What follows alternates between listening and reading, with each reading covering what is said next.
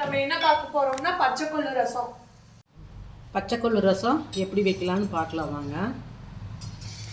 அதுக்கு தேவையான பொருட்கள் வந்து பச்சைக்கொள்ளு வந்து 1 ஸ்பூன், ஜீரகம் ஒரு சின்ன ஸ்பூனில் 1 ஸ்பூன், மல்லி 1.5 ஸ்பூன் எடுத்துருக்குது.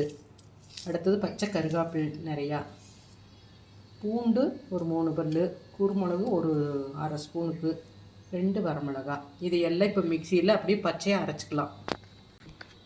இதெல்லாம் இப்போ அப்படியே ஜாரில் மிக்சி ஜாரில் கொட்டிக்கலாம்.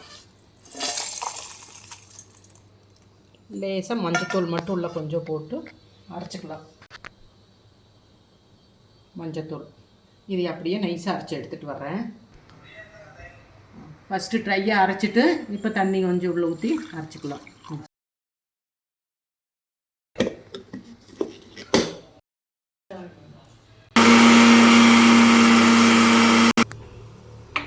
இப்போ ரசம் தாளிச்சிடலாம்.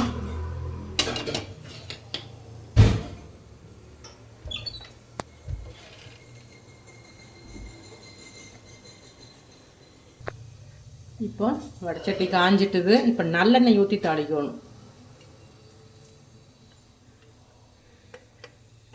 நல்லா இந்த மழை காலத்துக்கு சளி பிடிச்சிருக்கு, இருமல் எடுக்கிறவங்களுக்கெல்லாம் வந்து இந்த தொண்டைக்கு வந்து இது நல்ல இதமாக இருக்குது. இந்த நல்லெண்ணெய், இந்த பச்சைக்கொள்ளு ரசம், கடுகு,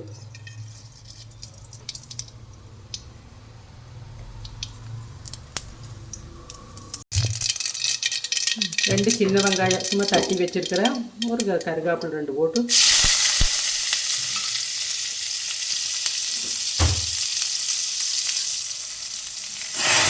இந்த அரைச்சதெல்லாம் உள்ளே ஊற்றி தண்ணி கொஞ்சம் நல்லா ஆட் பண்ணி ஊற்றிக்கலாம்.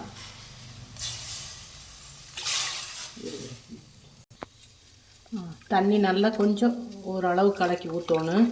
ஏன்னா இது கொள்ளு வந்து கெட்டித்தன்மை ஆகி, அதனால் வர இந்த அளவுக்கு தண்ணி ஊற்றி ரசம் வைக்கிற மாதிரியே வைக்கணும். இப்போ உப்பு ஆட் பண்ணிக்கலாம்.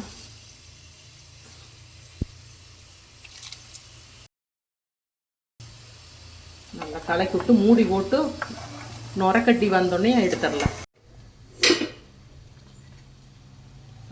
ஓகே, கொதி விடக்கூடாது. இப்படி நல்லா நுரக்கட்டி வந்தோடனேயுமே ஆஃப் பண்ணி விட்றணும். இதை அப்படியே குண்டாவுக்கு மாற்றிக்கலாம்.